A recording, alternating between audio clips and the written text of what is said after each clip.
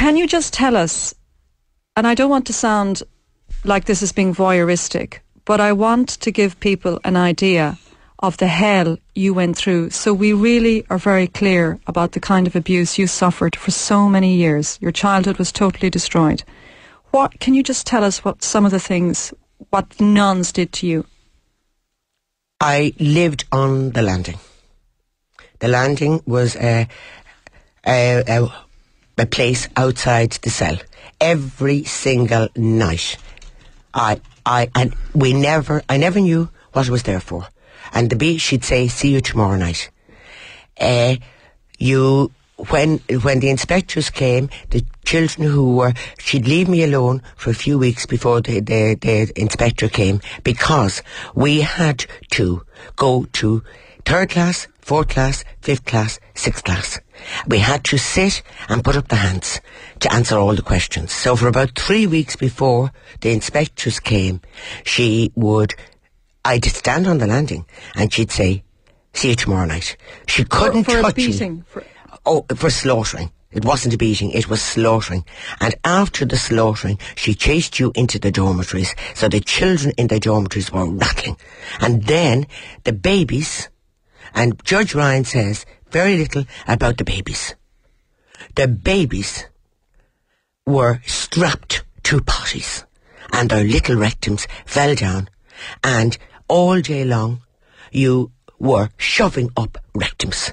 And the damage that has done, and that's what I'm saying. This is a minuscule, you know. And I remember giving evidence at the commission, and Judge Ryan said to me, now, Mrs. Buckley, you know, do you think you're finished? I said, no. Have you another 10 years? Have you another 20 years? You are not hearing it all. And like what Michael said, being told at the commission, I don't believe a word you're saying. Do you know, the first day I went to that commission, the shock I thought, seeing this, whatever, piece of, I can't describe it. I thought, now I'm going to be able to talk. Do you know what happened to me? You're referring to the nun now, are you? Who's known as Sister Alida in the report. Yes. This absolute sadist. Yes. Who beat you every day. When I saw her, I thought, this is it. I couldn't talk. The first day at the commission, who did this? I don't know. I was now that child again. This, whatever. She was the age. I went totally back. By the end of the evening, I was in such a state. I had to go for emergency counselling. I had to come back 2 days later. For 2 days I vomited, and all I could have at home was tea. And every time I sipped it, I vomited. And then started wetting the bed. And from the shock of seeing this. You must remember, and I'd like the people of Ireland to know this, you were a baby, a child at that time. A child that they were battering and baiting all around the place, as they've done in every institution, not just one. Every institution. And you spoke about the commission. There were 6 barristers at the commission when I spent 5 days. On the way home, I threatened to commit suicide. Only my wife was sitting in the car, I would have killed myself. Now, when the doctors who came, you know, they're responsible. Dr. Stephen's Hospital are responsible. And all of the other hospitals where children were constantly going. And this is only when you had severe injuries. And again, the media paraded a doctor out stating that my injury to my leg was a congenital defect. He was paraded into the commission. And guess what? It was discovered, he wasn't even in Dr. Stephen's Hospital. And that man had stated publicly that this kind of an injury wouldn't happen in Goldra. If it had happened, I would have been kept in hospital. Okay, we only have a few more minutes left, and I want to go back to both John Kelly and Michael O'Brien. Michael, you spent 8 years in this horrific hell. That's right. With some of your brothers. Yes.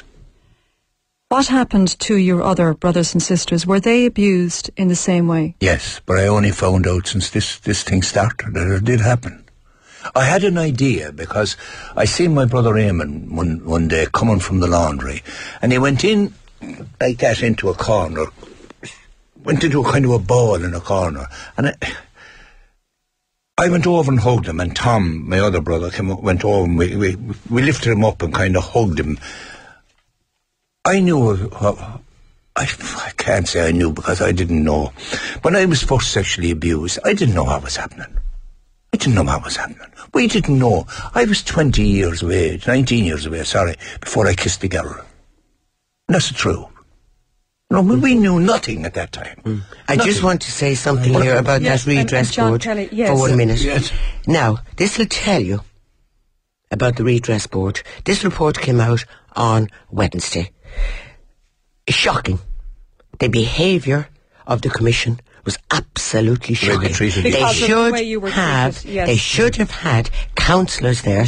They should have invited the survivors in. Now, I want to talk. I just want to say one thing about this Commission, or about this redress board. Because I want to bring in John Kelly. Yes. This redress board sent a letter to my solicitor on Tuesday. They knew this report was coming out on Wednesday. They've ordered my solicitor to appear tomorrow to ask, why are my documentations not ready? Okay. This is to silence me. Okay, nobody will silence you now, Christine Buckley. We all have an obligation to make sure that never again will this happen, but never again can we forget what happened to you. John Kelly. I suppose I could sum up in one night what happened to me for a lot of victims, in the sense that when I got flogged, and I was naked now, after the second lash, you would beg, you'd do anything for mercy.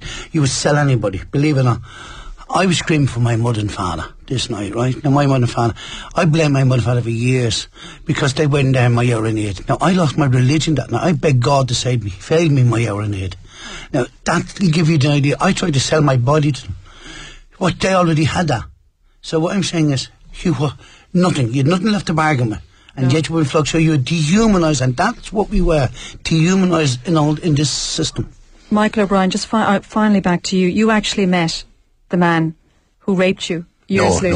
No, I didn't meet the man. I met the man that beat me for an hour. Was beating you? For an hour. He was sitting alongside me at the tribunal, and not alone that, but for spite, he sat alongside me when Mary and I were having, that's my wife, by the way, Mary and I were having a cup of tea in remember the little cafe was below, it was a brewery or something, it was held in over there. Well, they had big meals. But there were 7 barristers there. The Brosminians brought a very, very old man back from Rome to tell me I was lying.